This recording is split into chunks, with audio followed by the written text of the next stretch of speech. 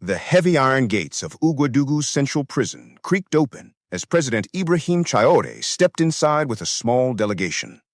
The air smelled of rust and damp stone, and the dim light filtering through barred windows revealed faces pressed against cell doors, eyes that had not seen freedom in years. For most presidents, a prison visit was just a formality, an inspection to be photographed and forgotten. But Traoré was not like most leaders. His eyes scanned every corner with the alertness of a soldier and the empathy of a man who carried the burdens of his people on his shoulders. As he walked past rows of prisoners, his attention was drawn to one figure seated quietly in the shadows. Unlike the others, who shouted their complaints or begged for attention, this young man remained silent.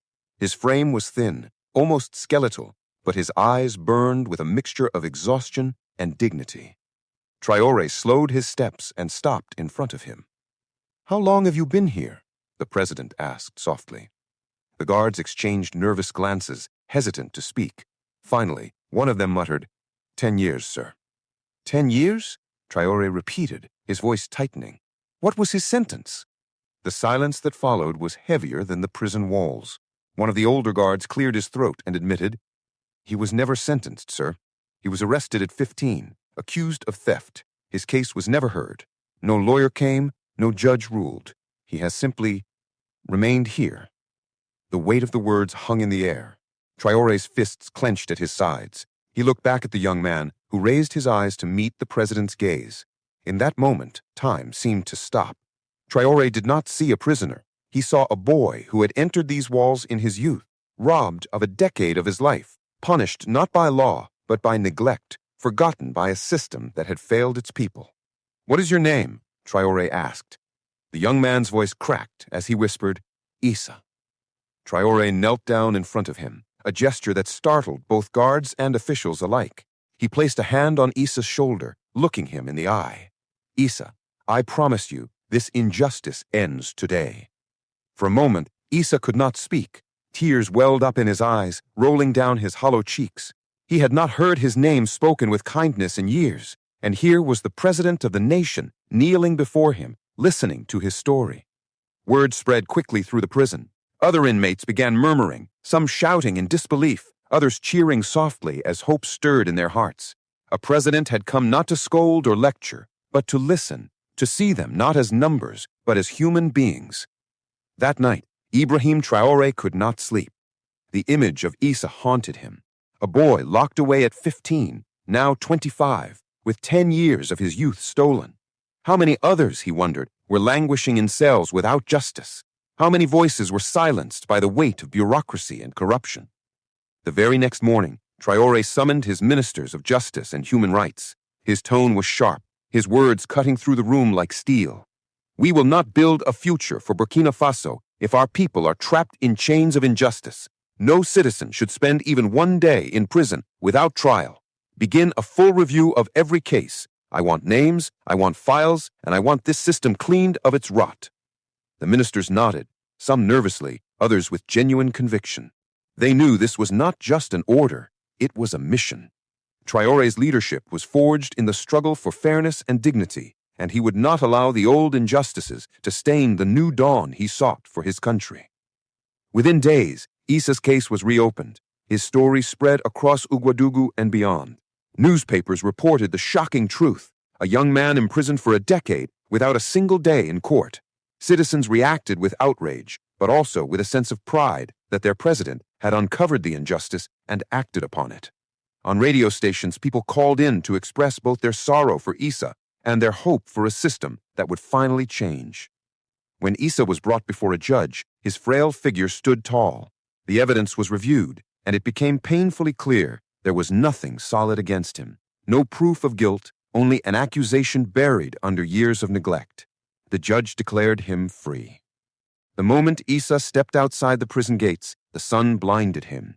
He shielded his eyes, unused to the brightness of the world beyond iron bars. Reporters crowded, cameras clicked, but what caught everyone's attention was the sight of President Traoré waiting there in person. Issa's legs trembled as he approached. For a second, he hesitated, unsure if this was truly real. Then Traoré embraced him tightly, as if reuniting with a lost brother. The crowd erupted in cheers. Women wept. Men raised their fists in solidarity. "You have lost 10 years, Issa," Traoré said to him before the cameras, "but you will not lose your future. Burkina Faso will not abandon you again." Traoré ordered immediate support for Issa, housing, education, and counseling to help him rebuild his life. But beyond Issa, the president launched a sweeping reform program, creating special commissions to review prison cases, speed up trials, and ensure that no one else would be condemned to the shadows of neglect. In villages and cities across Burkina Faso, Issa's story became a symbol. It was told around fires, in classrooms, in markets. Parents reminded their children that justice was not just a word, it was something worth fighting for, and they had a leader willing to stand for it. As weeks passed, Issa began to find his place in the free world. He joined programs for reintegration, learned new skills, and often spoke publicly about the need for justice reform. His voice, once silenced by prison walls, now carried through radio stations and public squares. "I lost my youth," he would say, "but if my story can save even one boy from the same fate, then my pain will not be wasted." For Ibrahim Traoré, the fight was far from over.